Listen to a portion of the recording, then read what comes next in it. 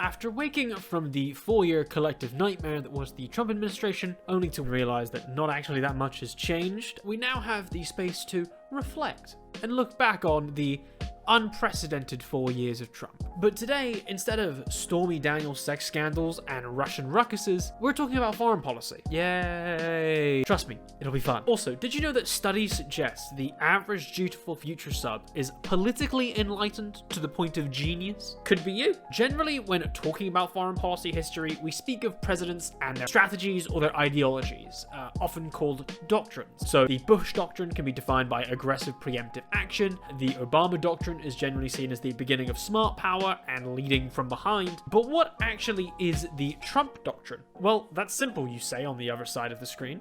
Yes, I can see you. America first.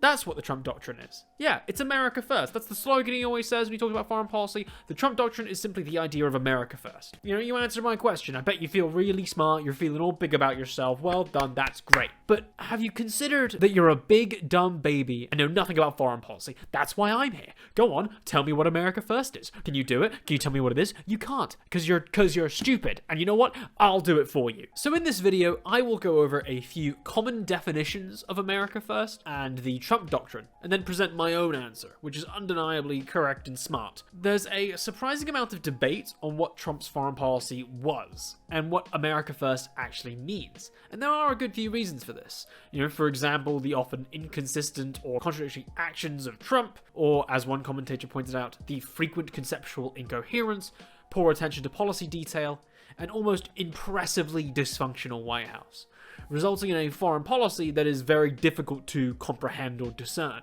And this has understandably led to many arguing that there is no such thing as a coherent Trump foreign policy strategy, with all actions simply being random or just a matter of impulse. This argument can be seen from Cohen, who in 2017 stated that the administration has no national security strategy, it has outbursts. This can be corroborated by a senior White House official who stated that it is difficult to ascribe to a president they consider to be both subliterate and historically insensate a foreign policy that approaches coherence. Which, hey, quick tip for Donald Trump here, don't surround yourself with people who bring you down, you know? Cut toxic people out of your life, King. This would render the catchy slogan, America First, as nothing more than just that, a catchy slogan. Desire to bring support without any substance involved. Another common conception of America First is that it is purely a desire for isolationism and non-intervention, and a harkening back to American foreign policy traditions from before World War II. Isolationism in foreign policy is defined as the desire to turn inwards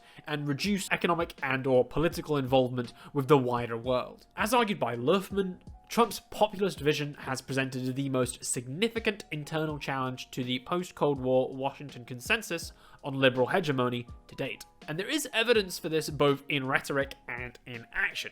Trump has claimed multiple times that at some point America cannot be the policeman of the world. America, fuck yeah. And actions like withdrawing from TPP, the Paris Climate Accord, and the Iran nuclear deal would certainly support this theory. I would argue, however, that both of these conceptions of America First are flawed for different reasons. The idea of America First having no ideology can be rendered incorrect from analysis of the rhetoric around the term. And the idea that America First is primarily defined by isolationism and non-intervention, I would argue just simply doesn't hold true when we look at the broader actions of the Trump administration. There's a fantastic paper by Suedfeld, sorry if I'm pronouncing that wrong, et al., which through the means of quantitative discourse analysis of the former president's speeches, rallies, and tweets. I know it sounds complicated, but don't worry, it's pretty simple. They just read them. Suedfeld et al. Collated key ideas, themes, and concepts that are most strongly associated with the term America First. These key concepts being the economy, the United States, victory, prosperity, and Trump, followed also by strength and victimization, which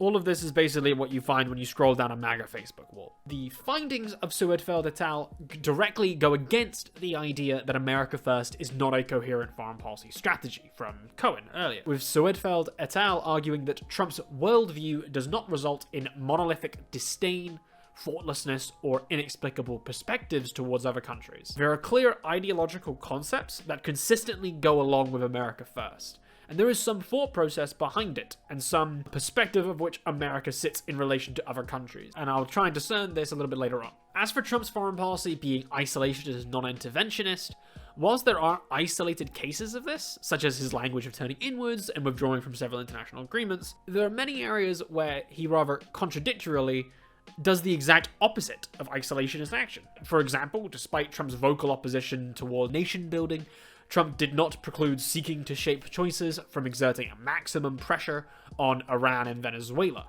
in particular with the assassination of Qasem Soleimani. And on the point of deals such as TPP and the Iran nuclear deal, Trump is very willing to make such agreements on his own terms. The language around these withdrawals is often not a desire to retreat from the world, but to renegotiate. He's also willing to do said deals when he's the star of the show, as with his own self-described peace deal between Israel and Bahrain, therefore showing that a purely isolationist and non-interventionist definition of Trump's foreign policy just simply isn't true. This is something that a lot of Trump supporters like to commend Trump on for his, challenging of the liberal hegemony and refusal to be a war hawk, but that's just simply not the case. Now, the moment that you've all been waiting for. What does the smartest person in the world, me, define America First as? First of all, I would acknowledge some truth in Cohen's argument that Trump does not really have a strategy of foreign policy, more of an approach or a mindset. Like when you go on a night out. You don't really have a plan, but you've got a vibe. I define America First as the combination of the drive for economic success above all else and the perception of extreme unfairness towards the US in foreign relations, therefore leading to a lack of commitment to any one foreign policy ideology or tradition, be it isolationism or liberalism, a willingness to treat values such as human rights as mere bargaining tools in negotiation, and potentially inconsistent actions in different situations. Suedfeld et al.'s analysis shows that economic prosperity is at the core of America First, being one of the most commonly associated ideas with the term. A key example of this is pointed out by Singh, who identifies the narrowing of national interest leading to human rights and democracy promotion becoming second-order concerns that apply to adversaries like Cuba, Venezuela, and Iran, but not frenemies like Saudi Arabia and Egypt. This would mean that Trump is perfectly willing to engage in the freedom and democracy spreading language of the Bush administration, but increasingly selectively. The issue of human rights internationally doesn't matter for Saudi Arabia, but it does matter for Cuba, arguably a country with better freedoms and human rights than Saudi Arabia. The idea of unfairness in foreign affairs can be seen from the rhetoric of Trump's isolationist action. Instead of the desire to not get the US involved in the complexities of geopolitics, Trump's rhetoric is driven by a desire to right the wrongs of past deals, which in the eyes of Trump have been done with a sense of unfairness and have allowed the US to be taken advantage of. This can be seen in Trump's speech after his withdrawal from the Paris Climate Agreement, where he spoke of his demands for fair and reciprocal trade that gives Americans a level playing field, therefore implying that before his presidency, this wasn't the case. Yes, you heard it here first, folks. America is the most, and always has been the most, badly treated country in the world ever. Don't Google it. This mindset having led to actions that are undeniably in contrast to the liberal hegemony of recent years in foreign policy. I would argue that these two concepts are what defines America First, both strongly represented in Trump's rhetoric of the term as seen from Suedfeld et al., and prominently seen in many of the often inconsistent actions of the Trump administration, as with the case of human rights. For example, in the case of regime change, which much of Trump's rhetoric goes against, but as pointed out by Singh, Trump is willing to undertake actions that might encourage the overthrow of others. For example, Iran and Venezuela again, showing that there is no commitment to one consistent strategy, instead treating each situation independently and willing to shift rhetoric to maximize the material benefits for the US. I would argue that this conception of Trump's approach to foreign policy and America First goes a long way in explaining the often contradictory and inconsistent action. Trump's decisions can be analyzed under the perception of the desired economic maximization above all else, alongside the concept of unfairness towards the US and international relations. This has led to actions that harken back to pre-World War II foreign policy traditions in the form of isolationist actions like exiting trade deals and international agreements. However, in terms of the approach of America First and the actions of the Trump administration as a whole, with many inconsistent and non-isolationist undertakings, such as aims to renegotiate deals, willingness/desire to be a peace deal broker, exerting maximum pressure on Iran and Venezuela. But don't be fooled. Trump was no non-interventionist or pure isolationist. It is clear that the Trump Doctrine is not one of pure isolationism, it is one of his own creation. It is the desire to have America be the economically dominant country in the world by any means necessary. His foreign policy often relates very strongly to a lot of his rhetoric.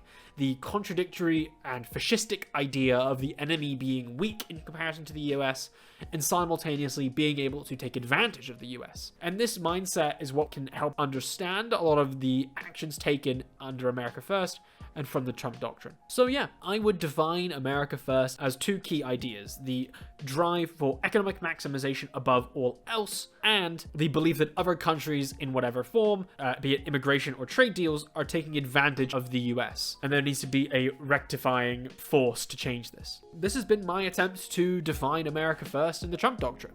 I hope you enjoyed this dive into US foreign policy. If you want me to make more videos like this, please let me know. If you think anything I've said of this is complete rubbish, please say. This is my own theory. This argument for what America First is, I wrote for an essay, so it is all my own work. I would love to hear what people think about it. I do think there are some areas that could be drawn into contention, and potentially it could be a little bit narrow in some sense. But yeah, I'd love to hear what you think. Throw it down in the comments. Give me a like. Give me a subscribe. It's all pretty cool and fun. We're having good times. When we reach 1,000 subscribers, we're doing a 1,000 subscriber live stream, which will be a great time. We'll be celebrating, hopefully getting monetized. It'll be great. Okay, perfect. Thank you so much for watching. This has been fantastic, and yeah, hope to see you around. Oh, also, you see that? Ignore it. I know it's distracting. I know it's horrific and horrible. Ignore it. All right. Don't judge me. Leave it. Bye, everyone.